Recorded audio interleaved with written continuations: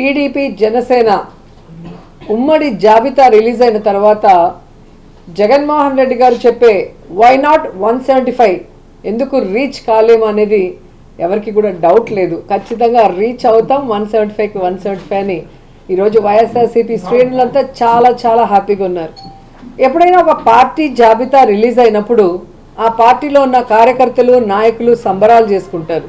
అదేంటో కానీ టీడీపీ జనసేన జాబితా విడుదల చేసిన తర్వాత టీడీపీ జనసేన కార్యకర్తలు నాయకులు ఏడుస్తుంటే వైఎస్ఆర్సీపీ కార్యకర్తలు నాయకులు డబుల్ హ్యాపీగా సంబరాలు చేసుకుంటున్నారు. ఎందుకంటే ఈరోజు ఆ జాబితా చూశాక పవన్ కళ్యాణ్ అసలు ఎందుకు పార్టీ పెట్టాడు అని మాకే కాదు, ఈరోజు జనసేన కార్యకర్తలు నాయకులకు కూడా అర్థం కావట్లేదు. ఎందుకంటే పవర్ షేరింగ్ అన్నాడు, సీట్ షేరింగ్ అన్నాడు, ఓట్ షేరింగ్ అన్నాడు, కానీ 1% కూడా సీట్లు తెచ్చుకోలేకపోయాడు ఈ పీకే పవర్ స్టార్ అనేది. ఈరోజు ప్రజలు అంటున్నారు ఈయన పవర్ స్టార్ కాదు, పవర్ లేని స్టార్ అని.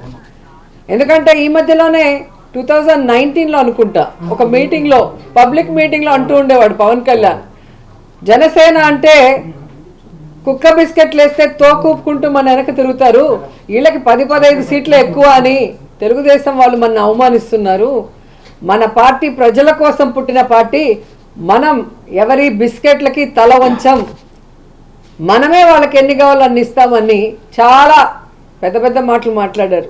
మరి ఈరోజు 24 సీట్లకి కుక్క బిస్కెట్లు వేస్తే తోకూపినట్టు ఎందుకు తోకూపుకుంటూ చంద్రబాబు నాయుడుతో ప్రెస్ మీట్ పెట్టారో పవన్ కళ్యాణ్ చెప్పాల్సిన అవసరం ఉంది.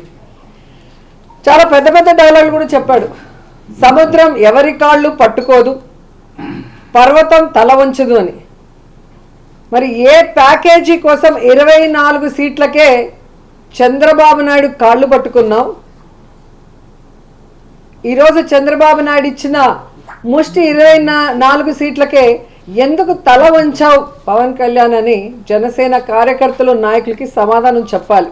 పవన్ కళ్యాణ్ పొత్తు పెట్టుకోవటం అనేది, అది కూడా ముష్టి 24 సీట్ల కోసం కాపుల ఆత్మగౌరవాన్ని చంద్రబాబు నాయుడు గారి కాళ్ళ దగ్గర తాకట్టు పెట్టడం అనేది జీర్ణించుకోలేకపోతున్నారు. అలాగే పవన్ కళ్యాణ్ మీటింగ్లో సీఎం సీఎం అని అరిచే ఆ పిచ్చి జన సైకోలకి ఈరోజు ఆ తల ఎక్కడ పెట్టుకోవాలో కూడా అర్థం కాని పరిస్థితి. ఎందుకంటే పవన్ కళ్యాణ్ అనేవాడు ఎప్పుడూ కూడా పొలిటికల్ లీడర్గా పనికిరాడు, అతనికి రాష్ట్రం మీద అవగాహన లేదు, ప్రజల మీద ప్రేమ లేదు, పార్టీ కార్యకర్తలు నాయకుల మీద గౌరవం లేదు అన్న విషయం నేను అనేక సందర్భాల్లో చెప్పాను. ఎందుకంటే ఒక కార్యకర్త, ఒక నాయకుడు గౌరవంగా ఉండాలి అంటే అది వైఎస్ఆర్ కాంగ్రెస్ పార్టీలో జగనన్న నాయకత్వంలోనే కుదురుతుంది. సొంత జెండా, సొంత అజెండాతో ప్రజలకి మంచి చేస్తూ, నేను వైఎస్ఆర్ కాంగ్రెస్ పార్టీ నాయకుడిని, నేను వైఎస్ఆర్ కాంగ్రెస్ పార్టీ కార్యకర్తని అని గర్వంగా చెప్పుకునే విధంగా, కాలర్ ఎగరేసి గ్రామాల్లో వార్డులో తిరిగే విధంగా ఈరోజు జగన్మోహన్ రెడ్డి గారు ఇచ్చిన మాటకి కట్టుబడి పరిపాలిస్తుంటే తెలుగుదేశం వాళ్ళు, జనసేన వాళ్ళు గ్రామాల్లో వార్డుల్లోకి వెళ్ళటానికి కూడా భయపడే పరిస్థితి.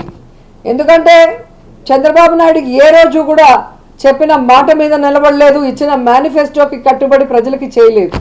అలాగే పవన్ కళ్యాణ్ ఎప్పుడు ఏం మాట్లాడతాడో ఆయన పార్టీ పెట్టిన రోజు నుంచే మీరు చూస్తే అర్థమవుతుంది. పార్టీ పెడతాడు కానీ కంటెస్ట్ చేయడు, సింగిల్గా కంటెస్ట్ చేస్తే తాను కంటెస్ట్ చేసిన 2 చోట్ల ఓడిపోతాడు. ఇప్పుడు బీజేపీతో పొత్తులో ఉన్నాను ఎన్డీఏలో అంటాడు, ఇక్కడేమో బీజేపీతో సంబంధం లేకుండా తెలుగుదేశం పార్టీతో పొత్తు పెట్టుకోవడం చూస్తుంటే ఇతనికి ఏమైనా విలువలు ఉన్నాయా అని అర్థం చేసుకోవాలి రాష్ట్ర ప్రజలను కూడా ఈ సందర్భంగా తెలియజేసుకుంటున్నా.